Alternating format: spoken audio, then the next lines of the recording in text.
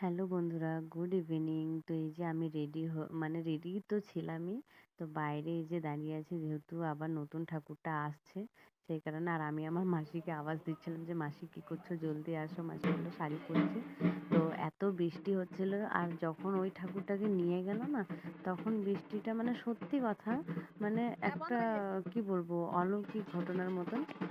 3 দিন ধরে এত বৃষ্টি হচ্ছিল, যেই পুরোনো ঠাকুরটাকে বের করে নিয়ে গেল তখন কিন্তু বৃষ্টিটা কমে গেল। আর যে নতুন ঠাকুরটাও যতক্ষণ আসলো, এসে নিয়ে ঘরে বসলো, সেই বৃষ্টিটা আবার কমে গেল। তো মায়ের উপরে আবার আর কি ভর করে ফেলেছে। তো আমি না ভিডিওটা খুব স্পিডে এই কারণেই করছি যে যাতে বড় না হয়ে যায়, তো দেখতেও সবার ভালো লাগবে না। তো এই কারণে। আর সে দেখো প্রণাম করে দিল। আর এই যে নতুন মাকেও রেনকোটের মতন একদম প্লাস্টিক জড়িয়ে নিয়ে আসা হয়েছে। তো আমি আর কি বলছিলাম যে মায়ের রেনকোট পরতে ইচ্ছে হয়েছিল, তার জন্য রেনকোট পরে এসেছে। তো যাই হোক, হাসির কোনো ব্যাপার না, তবুও মানে কি বলবো, মানে হয়ে যায়। তো এই যে আমাদের দরজাটা, মন্দিরের দরজা ঠাকুরের একদম হাইট এখন সমান সমান হয়ে গেছে। তাই আর কি সবাই অনেক কষ্ট করে উঠালো। আর তোমাদের দাদাভাই সেই যে ধুতি পাঞ্জাবি, ধুতি আর ইয়ে পরে দিয়েছে, দেখতে পাবে ঠাকুরটাকে আনবে বলে। আর সবাই একে একে এই যে বরণ করে নিল। তারপরে আমিও করে নিলাম একটু। যেহেতু এই ঠাকুরটাকে তো তেমনভাবে সিঁদুর টিঁদুর লাগানো যাবে না, ওই হালকার উপরে মানে ইয়ে করে কি বলে, আলতা দিয়ে পা দিয়ে এসব করে নিয়ে যেমন আর কি করে। যেহেতু কালকে পুজো হবে, কালকে আবার সবাই মানে সিঁদুর টিঁদুর দিতে পারবে, সবাই বলতে ঠাকুরমশাই।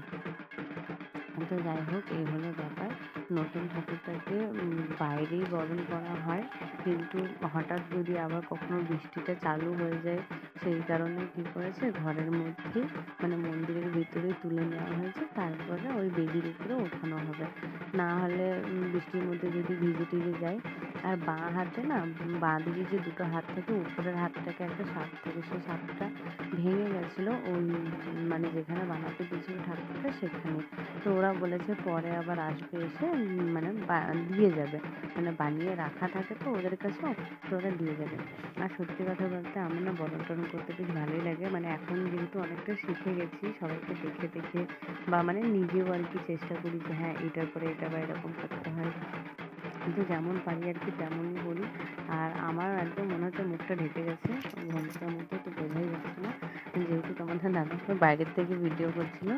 তো তোমরা ওই যে ঠাকুরের মুখটা দেখো, এত মিষ্টি লাগছে দেখতে যে কী বলবো, মানে সত্যি খুবই সুন্দর। হাতে বলে না যে হাতে করে বানাতে পারলে নিজের মতন গড়ে নেবো, তো ওই রকম করে কারিগরগুলো সত্যিই নিজের মতন করে করেছে। আর হলো গিয়ে প্রতি বছর এটাই মনে হয় যে এই বছরের মায়ের মুখটা খুবই সুন্দর, আর তারপরে মনে হয় যে আবার এই বছরের মায়ের মুখটা খুবই সুন্দর, মানে প্রতি বছর এটাই হয়।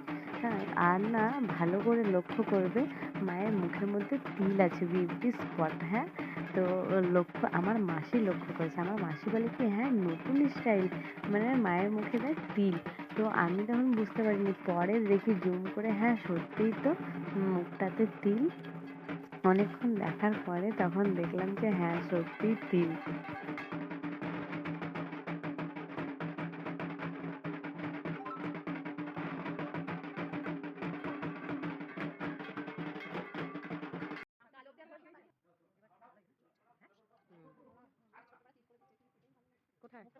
তো সবার বরণ করা হয়ে গেছে, মাকে বেদির উপরে তুলে দিল। আর লক্ষণ বলছে যে এত হাসি